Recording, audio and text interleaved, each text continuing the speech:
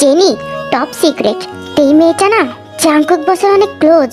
শুনেছি they are childhood friends, same school, same college and same varsity. Also most important মাস্টার্সও তারা একসাথেই করেছে। হোয়াট? তুই এটা কবে জানলি? আরে গতকাল রাতে যেই হোপ আমাকে বলেছে। আমার তো বিশ্বাসই হচ্ছে না। আর তুই না বলে তো আমি ধরতেই পারতাম না কখনো। অফিসে খুবই প্রফেশনাল তারা। একসাথে দাঁড়িয়ে কোনো রকম কথাবার্তা বলতেও দেখিনি আমরা। চোখাচোখি বিষয়টাও ছিল না। আর তেইও তো তেমন কোনো শখ করেনি। প্রায় 4 মাস হতে চলেছে ও আমাদের অফিসে জয়েন করেছে, কিন্তু তার মধ্যে তেমন কোনো ভাবাবেগও দেখা যায় না। আর কি বলতো, বসের ফ্রেন্ড হয়েও তাই কো ওয়ার্কার হিসেবে জয়েন করেছে। সম্পর্কের অজুহাত দিয়ে একটা ভালো পজিশন পেত মেয়েটা, তা না করে নগ্ন পদে এলো। কেন বলতো? আবার জয়েন হয়ে আসার পর থেকে কতটা খাটছেও। ডিপার্টমেন্টের হানসুহি ম্যামদের সাথে কেমন বাজে বিহেভ করছে দেখছিস না? ওভার ওয়ার্কিং আওয়ারেও খাটাচ্ছে।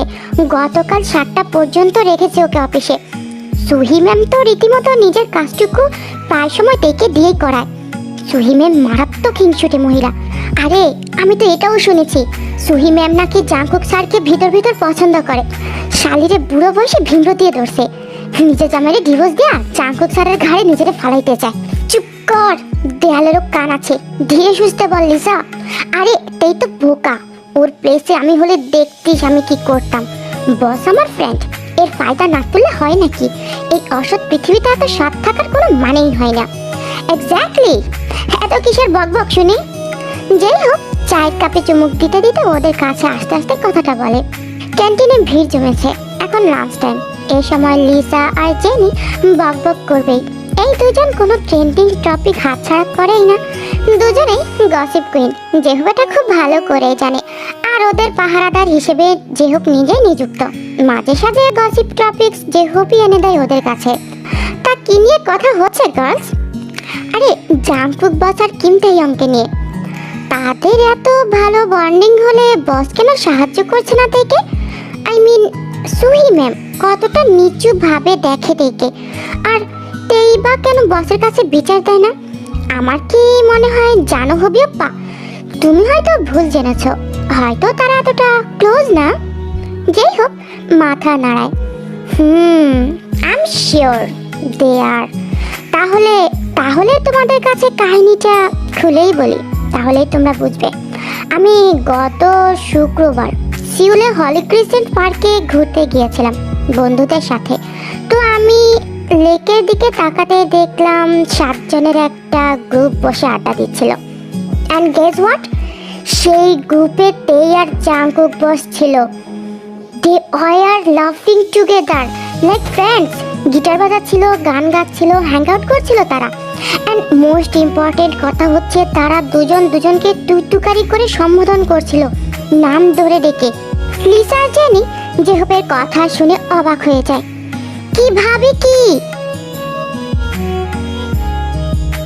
অফিস শেষ করে রাস্তার পাশে দাঁড়িয়ে আছে তে। মেঘাচ্ছন্ন আকাশ পানের দিকে তাকিয়ে দেখছে অযথায় বৃষ্টি নেমেছে। দূর বাবা, আজকে ছাতাটা আনতে ভুলেই গিয়েছিলাম। বাস স্ট্যান্ডটা এমনিতেও এখান থেকে অনেক দূর। এখন দৌড়ে গেলেও ভিজে যাব। দূর, তার উপরে আজ আবার সাদা সালোয়ার কামিজ পরেছি। ভিজলে কুকুরচিত অবস্থা দেখাবে আমাকে। কি যে করি? আবার তাড়াতাড়ি বাসায় যাওয়াটাও প্রয়োজন। মায়ের আদেশ, অতি দ্রুত বাসায় ফিরতে হবে। তাই একা দাঁড়িয়ে কথাগুলো ভাবছে। তখনই তার পাশে লিসা, জেনি, যেহুপ এসে দাঁড়ালো। তারা 3 জন অন্য ডিপার্টমেন্টের বলে, আর তেই হানসুহি ডিপার্টমেন্টের বলে অতটা সাক্ষরতা নেই ওদের মাঝে। তবে মাঝে সাঝে টুকটাক কথাবার্তা হয় ওদের সাথে, চেনা জানা আছে। সেই সূত্র ধরে লিসা আগ বাড়িয়ে তের সাথে কথা বলে। হাই তেই। তেই চমকে উঠে পিছন ফিরে তাকায়, গাল ভরে হাসি হেসে বলে, আরে লিসা, কি অবস্থা তোমাদের? ভালো, আর কিভাবে থাকবো বলো তো? দেখছো না অভদ্র বৃষ্টি আটকে রেখেছে। এভাবে বলো না, আই লাভ রেইন। তাই বুঝি? How much? তাই হেসে জবাব দেয়। আর সেই মুহূর্তে তাদের সামনে একটি গাড়ি এসে থামলো।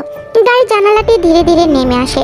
দেখলো গাড়ির ভিতরে জাংকুক বেশ হাসি মাখা মুখ নিয়ে সবাইকে বলে, আপনাদের লিফট লাগবে? লিসা চেঁচিয়ে উঠে বলে, স্যার আপনি আমাদের সত্যি সত্যি লিফট দেবেন? হোয়াই নট, আসুন না। Thank you sir, bus stand পর্যন্ত লিফট দিলেই হবে। ওকে। লিসা আর জেনি অনেকবার থেকে অনুরোধ করলো ওদের সাথে যেতে, কিন্তু তে রাজিই হয়নি। তোমরা যাও প্লিজ, আমার কোনো প্রবলেম হবে না। আমি ওই দিক দিয়ে যাব খালার বাসা হয়ে, তারপর বাড়িতে ফিরবো। You guys please go. Lisa আর জেনি যে হোক একে অপরের মুখের দিকে চাওয়াচাই করলো। পরে ওরা গাড়িতে উঠলো। দ্রুত জাঙ্কুক গাড়ি চালিয়ে সেখান থেকে চলে যায়। পুরোটা রাস্তা লিসা আর জেনি বক বক করে যাচ্ছিল, বিধায় ওরা জাঙ্কুকের দিকে খেয়াল করেনি।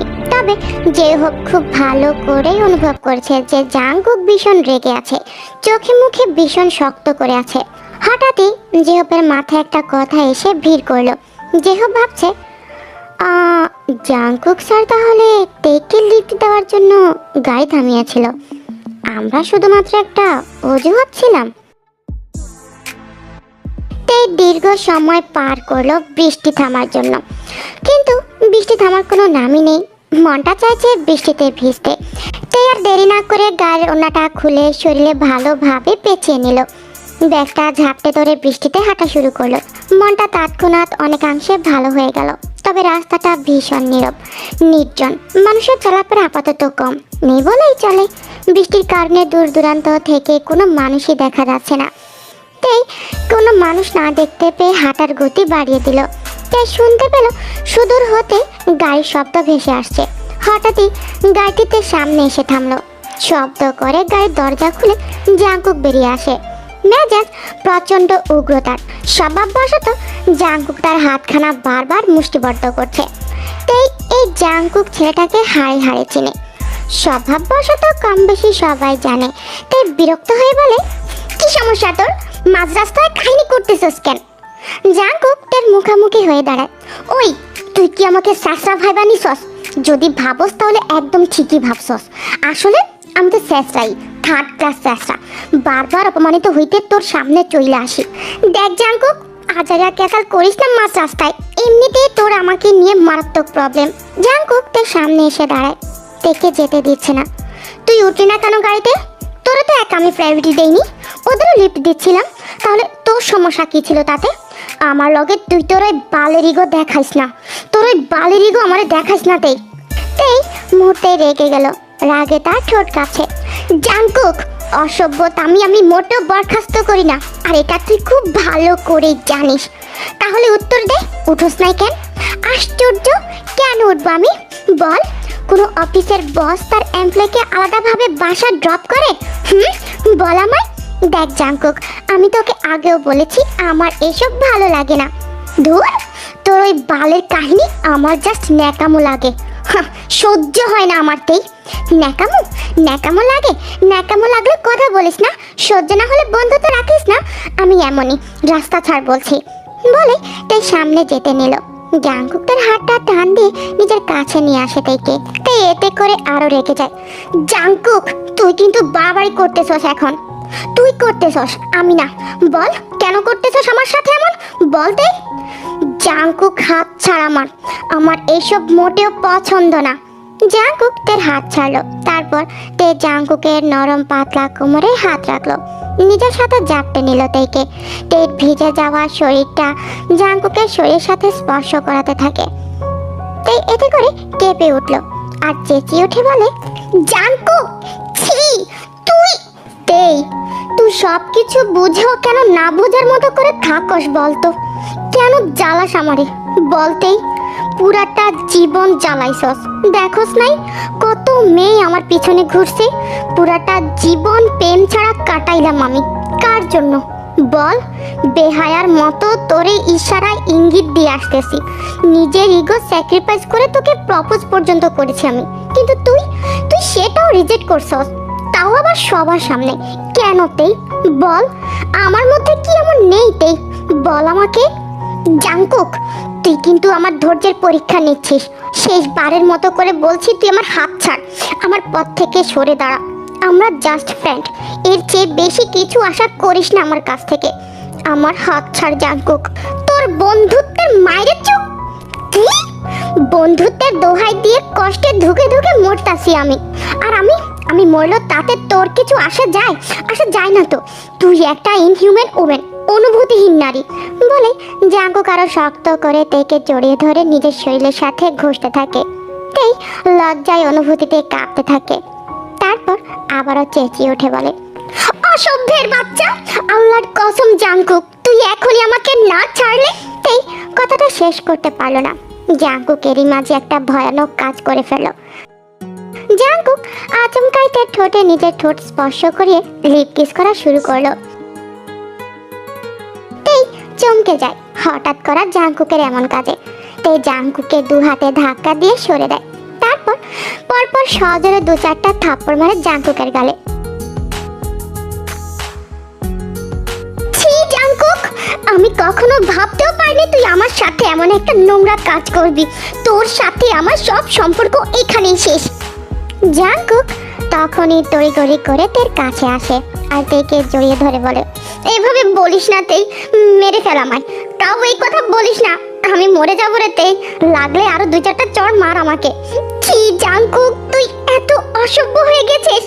তেই, ইউ নো না, I love you, I loving you, love you, ভালোবাসি তোকে তেই, অনেক ভালোবাসি তোকে। 12টা বছর ধরে তোকে আমি ভালোবাসি তেই। আমার সাথে এমন করিস না প্লিজ তেই। আমি এই না পাওয়ার যন্ত্রণা নিতে পারছি না তেই, একটু দয়া কর তেই, প্লিজ তেই, আমার হ তুই, প্লিজ তেই। জাঙ্কুক, তুই একটা অসভ্য, তুই একটা পাগল। হ্যাঁ আমি জানি আমি অসভ্য, আমি পাগল। আমি শুধুমাত্র তোর জন্য অসভ্য, আমি শুধুমাত্র তোর জন্য পাগল। তেই এবার নিজেকে শান্ত করে নরম গলায় বলল, ছাড় জাঙ্কুক, আমার হাত ছাড়। আমি জানি তেই, আজ যদি আমি তোকে ছাড়ি, তুই তুই তুই আমার চিরজীবনের লাইগা ছাইরা চইলা যাবি। আমি তো তোরে চিনি তেই। তাকা আমার দিকে। আরে ভাই তাকাস না, একটু তো তাকা, একটু তাকা ভাই প্লিজ, একটু তাকা। বলে জাঙ্কুকের 2 গালে হাত দিয়ে নিজের দিকে ফিরায়। আমার সব ইগো দাপট সব তোর কাছে হার মানছে। তোরে না পাইলে এসবের কোনো ভ্যালু নাই রে তেই, কেন বুঝোস না তুই? দেখ Jungkook, you are my friends, we are friends. আমি যেমন তোর সম্পর্কে খুব ভালো করে জানি, ঠিক তেমনই তুইও আমার সম্পর্কে খুব ভালো করে জানিস। আমি কখনো বিয়ে করব না। I already told you Jungkook. আর আমাদের কোনো দিক দিয়ে যায় না, মিলে না জাঙ্কুক। আমাদের সম্পর্ক আলাদা, আমাদের দুনিয়াটা আলাদা। কে বলছে আলাদা? কে বলছে আমাদের দুজনের সাথে যায় না? তুই যাওয়াইলেই যায় তেই। আমি জানি তুই কিসের জন্য বিয়ে করতে চাচ্ছিস না। আন্টির জন্য তো। তোর বিয়ে হইলে আন্টিকে কে দেখবে, এটার জন্যই তো তুই বিয়ে করতে চাস না। তেই আমি তো তোকে বলছি বিয়ের পর তুই তোর বাড়িতেই থাকবি। বলছি না আমি তোরে, বলতেই তোর স্বাধীনতা তোরই থাকবে। তুই এখন যেমন আছিস তেমনই থাকবি। শুধু তুই আমার হয়ে যা না, আমার হয়ে যা, ব্যাস এইটুকুই চাই আমি। এসব বলা সহজ জাঙ্কুক, বাস্তব জীবন এতটা সহজ হয় না। ছাড় আমাকে। আচ্ছা তুই কি চাস তাই বল? কন্ট্রাক্ট বললাম, মানুষজন দেখে প্রতিশ্রুতি দিতে কস, তুই যা বলবি তাই করব। তাই একটা দীর্ঘশ্বাস ফেললো। গরিব ঘরের মেয়ে সে, মায়ের একমাত্র মেয়ে। তাই ছাড়া তার মায়ের আর কেউ নেই। তাই বিয়ে শাদীর জন্য তাই একদমই প্রস্তুত না। আর জাঙ্কুক হলো বড় লোকের বাড়ির ছেলে, তাই জাঙ্কুকের সাথে বিয়ে তো একদমই নয়, অসম্ভব। তাই নিজেকে ছাড়াতে খুব চেষ্টা করে কিন্তু পারছে না। জাঙ্কুক এবার ডেকে ছেড়ে দিয়ে গাড়িতে নিয়ে জোর করে বসায়। জাঙ্কুক, এইসবের মানে কি? শুনতেই আমরা আজ এখনই বিয়ে করব। তাই কথাটা শুনে চোখ বড় করে ফেললো। মানে তুই তুই তুই কি পাগল হয়ে গেছিস জাঙ্কুক? হ্যাঁ আমি পাগল, তুই করছস। এখন চল। তাইকে গাড়িতে জোর করে বসায় জাঙ্কুক নিজেও গাড়িতে উঠে বসে। দরজাটা লক করে দিল জাঙ্কুক। গাড়ি চলতে থাকে। দুজনের মাঝে কোনো কথোপকথন নেই। তেই রাগে থতমত চেহারা নিয়ে বসে আছে। জাঙ্কুক বড্ড ঘাবড়ে আছে, কারণ জাঙ্কুক থেকে আগাগোড়া খুব ভালো করে চেনে। তাই জাঙ্কুক ঘাবড়ে আছে, যেন তুফান আসার পূর্বে শান্ত পরিবেশ চলছে এমন মনে হচ্ছে। জাঙ্কুক কেমন ভ্যাবলার মতো থেকে দেখে যাচ্ছে। তবে এই দেখাটা আজকে নয়, শুধু আজ 12টা বছর ভরে এইভাবে দেখে যাচ্ছে। আজও চেয়ে আছে তের দিকে। তের নরম কোমল গোলাপি ঠোঁটটার দিকে নজর পড়লো জাঙ্কুকের। তখনকার শক্ত লিপ কিসের কারণে তের ঠোঁটটা এখনো লালচে হয়ে আছে। জাঙ্কুক তখন থেকে বলে, তেই তোর ওই গোলাপি ঠোঁটে আরেকটা চুমু খাই, প্লিজ প্লিজ প্লিজ, লাগলে আরেকটা চড় মারিস প্লিজ, তেই আরেকটা চুমু খাই প্লিজ প্লিজ প্লিজ প্লিজ। তেই হতভম্ব হয়ে যায় জাঙ্কুকের এমন কথা শুনে। চোখ বড় বড় করে জাঙ্কুকের দিকে তাকায়, কিন্তু তেই মনে মনে মুচকি হাসে। পরে রাগ দেখিয়ে চেঁচিয়ে বলে ওঠে, খুন করে ফেলবো তোকে আমি, হারামজাদা। জাঙ্কুক আর তেকে কথা বলার কোনো সুযোগই দিল না। গাড়িটা রাস্তায় থামিয়ে তেকে লিপ কিস করতে থাকে। তে বাধা দেওয়ার চেষ্টা করলেও পারছে না। অবশেষে তে নিজেও জাঙ্কুকের লিপ কিসের সাথে নিজেও সায় দিল। অবশেষে দুজনের মাঝে মিলটা হয়েই গেল। মুষলধারে বৃষ্টি হচ্ছে। বৃষ্টিতে ভিজে জাঙ্কুক পুরো জবথব হয়ে আছে। মিটিং এর সূত্রে কোরিয়ার বাহিরে ছিল কিছুদিন।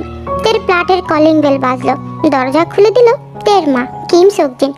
জাঙ্কুককে দেখে হাসি মাখা মুখে জিন বলে উঠল, কখন ফিরলে বাবা? এই তো এইমাত্র আম্মু। আপনার শরীর ভালো তো? ভালো আছি এখন।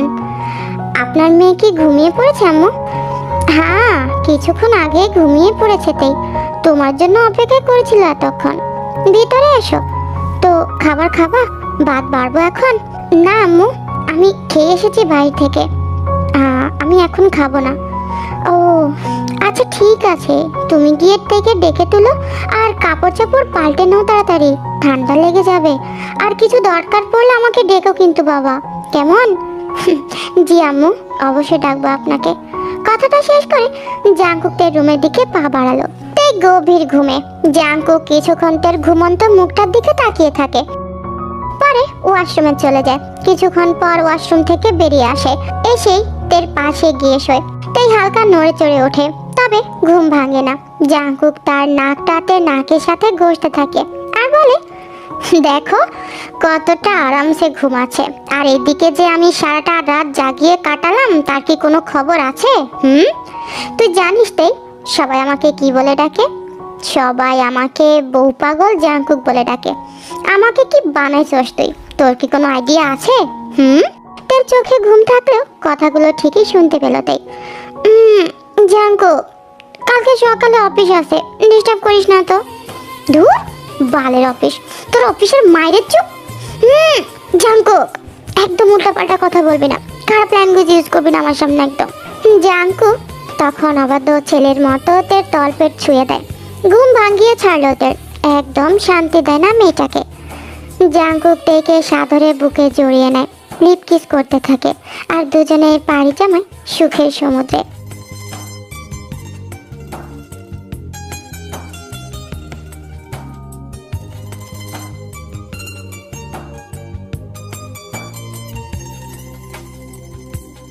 এমনই একদিন জাঙ্কুক অফিস শেষ করে বাসা যাচ্ছিল।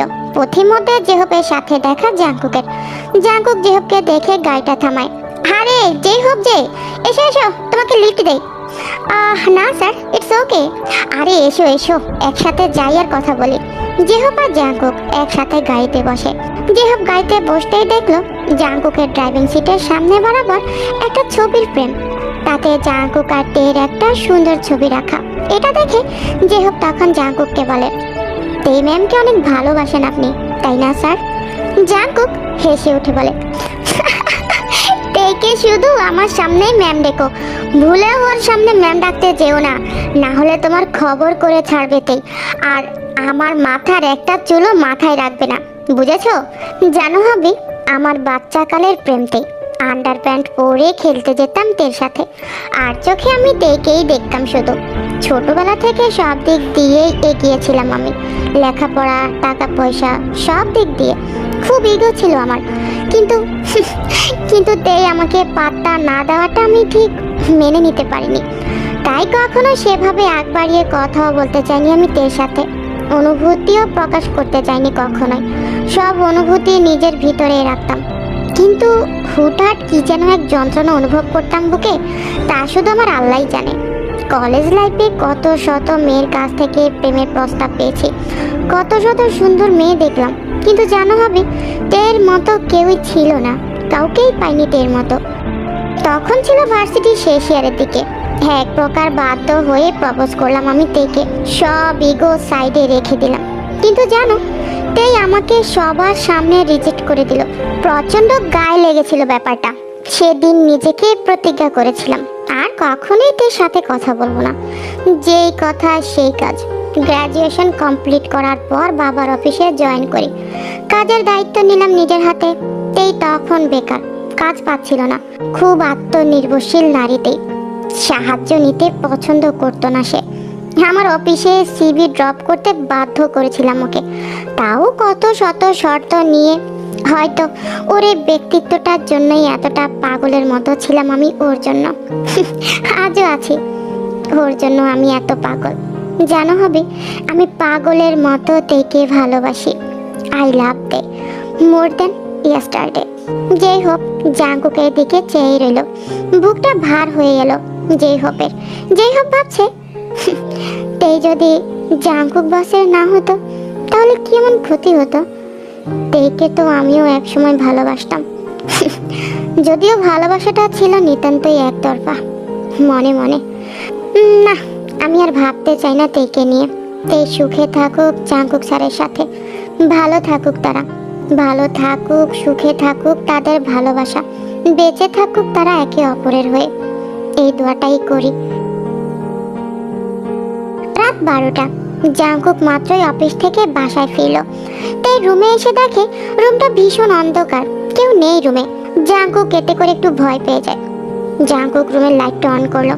দেখলো রুমে কেউ নেই, তবে বিছানায় ছোট একটা চিরকুট আর সাথে কাগজে মোড়ানো কিছু একটা। জাঙ্কুক আস্তে করে চিরকুটটা হাতে নিল আর সাথে কাগজে মোড়ানো জিনিসটাও হাতে নিল। জাঙ্কুক ভয়ে ভয়ে চিরকুটটা খুলতেই দেখলো সেখানে বড় বড় অক্ষরে লেখা, our little champ is coming in our life, you are going to be a dad. চিরকুটটা পড়ে জাঙ্কুক যেন বাকরুদ্ধ হয়ে গেছে। কি বলবে বুঝতে পারছে না। পরে কাগজে মোড়ানো জিনিসটা খুলে দেখে সেখানে একটা প্রেগন্যান্সি কিট, যেখানে পজিটিভ দেখাচ্ছে। জাঙ্কুকের খুশিতে চোখে জল চলে আসে। জাঙ্কুক কি যেন কি ভেবে ব্যালকনিতে যায়। দেখে তে ব্যালকনিতে দাঁড়িয়ে আছে। জাঙ্কুক পিছন থেকে দেখে জড়িয়ে ধরে। আজকে আমি অনেক খুশিতেই আমি বাবা হতে চলেছি। আর এটা যে আমার জন্য কতটা আনন্দের সেটা আমি তোকে বলে বোঝাতে পারবো না Tae. I love you Tae, I love you so much. I love you Jungkook, I love you so much.